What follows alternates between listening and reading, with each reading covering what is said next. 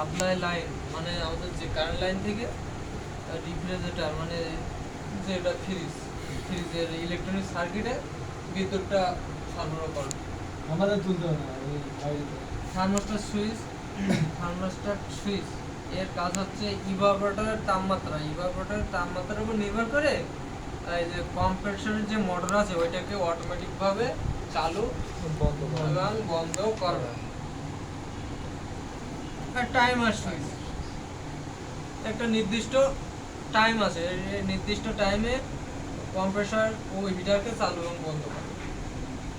যদি একটা নির্দিষ্ট টাইম আছে, হয়তো বা কোনোটায় 2 বার দেওয়া থাকে, কোনোটা 24 ঘন্টায় 1 বারও দেওয়া থাকে, কোনোটা 2 বার দেওয়া থাকে, ঠিক সেই টাইমে ওইটা অন এবং অফ হয়ে যাবে।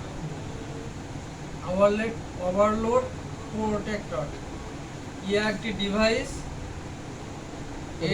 এর কাজ হচ্ছে মোটরকে অতিরিক্ত বৈদ্যুতিক চাপ, আমাদের দেখা যাচ্ছে